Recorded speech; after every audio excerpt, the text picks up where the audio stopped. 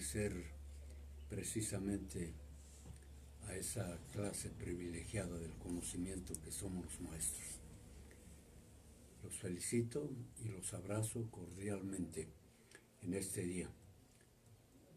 Bueno, tenemos la fortuna, fíjese usted, y lo mandamos a felicitar de tener un presidente municipal que es maestro.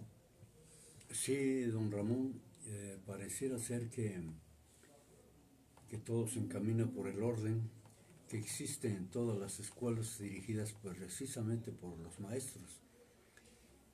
En ellos hay la característica de conservar las reglas del buen vivir, las reglas que nos enseñan a cultivarnos en el orden y en la adquisición de esos valores fundamentales que nacen en el seno de la familia y florecen a partir de la vida de los educandos en las escuelas.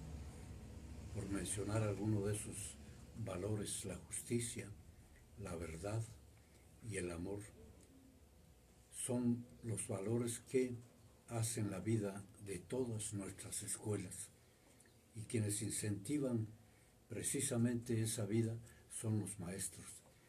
Los maestros, cuando no perdemos la mística que se nos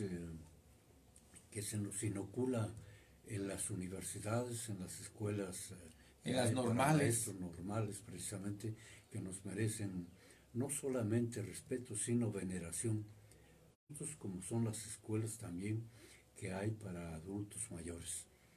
Entonces, debemos de reconocer que esa clase de la humanidad es en donde descansa el verdadero progreso de nuestro mundo, que es el que debemos inocular. Del maestro permanecerá eternamente en la memoria de los educandos. Tengo ahorita precisamente en la memoria a los primeros maestros que yo tuve en la escuela rural.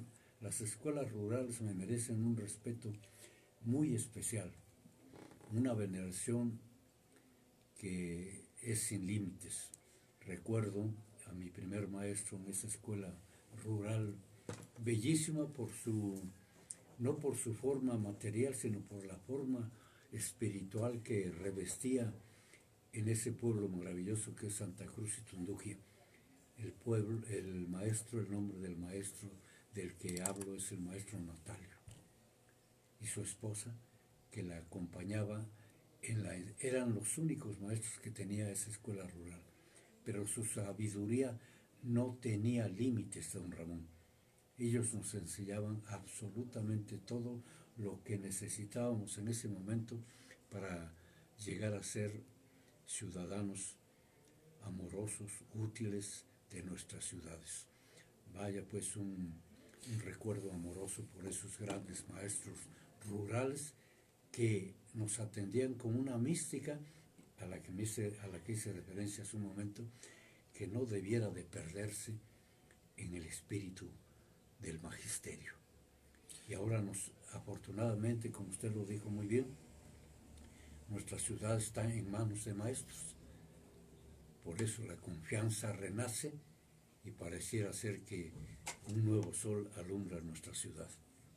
Fíjese, maestro, ahorita acaba usted de hablar precisamente de un aspecto importante de la escuela rural mexicana, pero también debemos de hablar de otra creación que me parece que fue del oaxaqueño y tlaxiaqueño Vasconcelos. ¿Cómo se llamaban las caravanas comerciales? Las caravanas culturales, ¿cómo se llamaban? Fue uno de los grandes propulsores de la educación popular en el sentido estricto de su significado, no popular como a veces se entiende. Él propició el conocimiento a través de la creación de textos gratuitos. De la literatura, gratuitos y algunas veces no tan caros.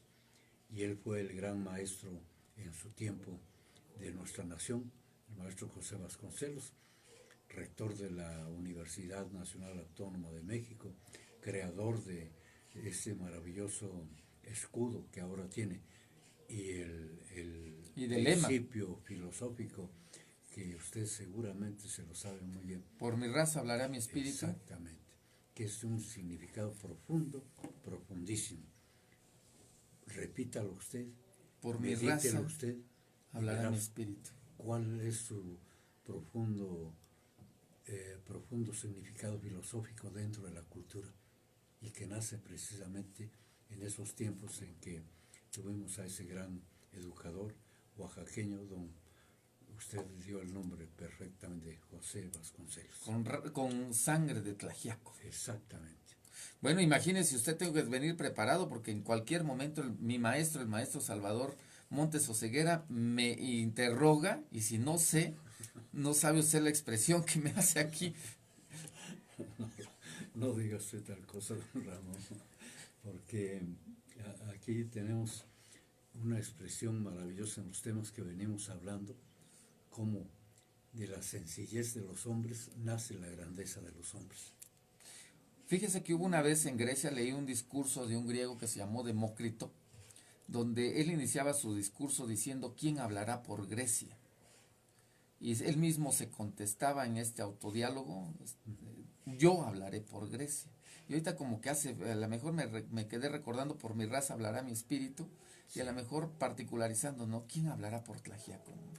Y ojalá surjan muchas voces que digan: yo hablaré por Tlaxiaco. Sí, creo que están surgiendo, don Ramón. Están surgiendo. Lo que debemos de cuidar es precisamente la cultura en nuestros niños.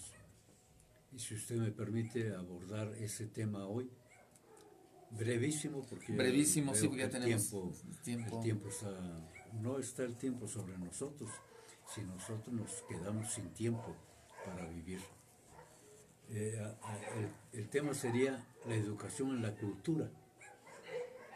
Incurren en un craso error los padres que piensan que la educación cultural es una obligación que incumbe solamente a la escuela y a la sociedad, y que la familia nada puede hacer en ese sentido. La familia no solo está obligada a comenzar la educación cultural, sino que dispone con ese fin de muchas posibilidades.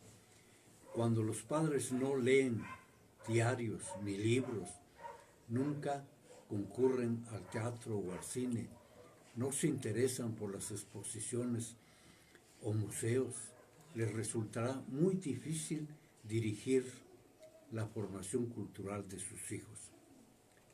La educación cultural debe principiar cuanto antes, cuando el niño aún está lejos de la etapa de la lectura, en el periodo de su desarrollo sensorial, cuando acaba de aprender a ver y oír con claridad y a balbucear algunas palabras. Un cuento bien relatado es ya un comienzo de educación cultural. Es útil que en la biblioteca familiar, y me atrevo aquí a mencionar biblioteca familiar, porque todos vamos formando desde los primeros libros que reciben nuestros hijos esa biblioteca familiar a la que nunca le hacemos caso y la vamos dejando en el olvido. Dice: en la biblioteca familiar haya una colección de cuentos. Los mejores cuentos para los niños son siempre los relativos a los animales. Aquí usted hizo mención hace un rato, por esta contingencia que nos viene, cómo hasta los animales sufren terriblemente la desproporción de estos incendios que nos asolan, ¿verdad? Entonces, en el momento oportuno, se pasará a aquellos cuyo argumento se basa en relaciones humanas. Evitar los cuentos sombríos que relatan y describen la muerte de seres humanos. Deben preferirse los cuentos que despiertan la energía, la confianza en las propias fuerzas, un enfoque optimista de la vida, la esperanza en la victoria. Independientemente de la lectura en voz alta, es necesario inculcar en forma gradual al niño la afición a la lectura silenciosa. Aquí algunos pequeños preceptos que pudiéramos tomar en cuenta para esto que estamos tratando de explicar en este día maravilloso dedicado a los maestros precisamente. No sé si recuerde usted que antes en nuestras escuelas la palabra del maestro era la sabiduría suprema. Era ley. Y decían Magister Dixit, decían en las escuelas religiosas. El maestro lo dijo y nos quedábamos callados. Cuánta autoridad que ojalá se recupere ahora con estos movimientos que hay acerca de la educación. Controlar la selección de las lecturas, muy importante.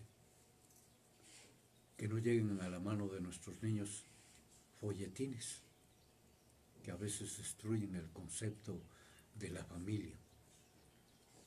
Saber cómo lee el niño, hay que enseñarle a que no devore en forma mecánica página tras página y sin quererlo siga solamente el interés externo del libro. Leemos de corridito don Ramón, sin detenernos a entender el significado de lo que estamos leyendo. Habituar al niño a cuidar el libro. Es muy importante esto, don Ramón, no maltratar los libros, menos arrancarles las hojas. Se encuentra una vez en las bibliotecas, don Ramón, no sé si a usted le ha pasado, va y consulta un libro y el capítulo que va a consultar ya no está en el libro. O la página. Lo viví personalmente en libros de nuestra biblioteca. Entonces, y viene otra situación, el cine es un poderoso factor educativo tanto para los niños como para los adultos. Conviene que los padres elijan las películas. Claro, ¿verdad, don Ramón? El teatro y el museo brindarán mucho a sus hijos en el campo del conocimiento y en materia de educación del carácter. Recuerdo haber leído en algunas actas de Cabildo de 1902, en donde ya se deseaba tener aquí en nuestra ciudad un museo. Ahí están las primeras luces que apuntaban. A más de 100 años todavía no lo tenemos. No, ¿verdad? Hasta ahí dejamos el comentario. Cada iniciación cultural debe proporcionar un placer, más el éxito será real si se consigue combinar ese placer con el mayor provecho educativo posible. La educación de los niños es la tarea más importante de nuestra vida. Nuestros hijos son los futuros ciudadanos del país y del mundo. ¿Oyó usted eso? Los futuros ciudadanos del país, de nuestra ciudad, de nuestras comunidades y del mundo, don Ramón. Ellos serán los forjadores de la historia. Son los futuros padres y madres que serán a su vez los educadores de sus hijos. Debemos empeñarnos en que se transforme en excelentes ciudadanos, en buenos padres.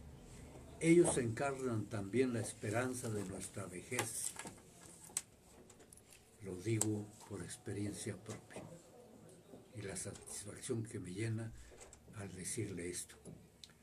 Una educación correcta nos deparará una vejez feliz, mientras una educación deficiente será para nosotros una fuente de amarguras y de lágrimas y nos hará culpables ante el país todo, ante el mundo, don Ramón. En la tarea educativa no hay pequeñeces. Una cinta que se ata a los cabellos de la niña, un sombrerito de palma, un juguete de madera, de los nuestros, pues un trompo de madera. Todas son cosas que pueden tener en su vida una gran importancia. Las minucias actúan con regularidad, diariamente, a todas horas, y son los componentes de la vida. Guiar y organizar esa vida es el problema paterno de más responsabilidad. Y cito aquí a un gran educador y escritor: quien es fiel en las cosas pequeñas, será fiel en las cosas grandes. Muchas gracias, don Ramón. Felicidades a nuestros queridos colegas, los maestros, y por supuesto un abrazo a usted también, que educa a través de la radio. Por eso es muy cuidadoso el micrófono. Aquí solamente la verdad y la verdad y la verdad, don Ramón. Muchas Así gracias. tiene que ser, maestro. Le agradezco como todos los miércoles al maestro Salvador Montes Oseguera que haya estado con nosotros en esta mañana. Si pudiéramos analizar cada una de las palabras que nos dice el maestro Salvador y profundizar en su contenido y en su significado, es toda una enciclopedia andante. Le agradezco infinitamente. Bueno, pues finalizamos nuestra transmisión.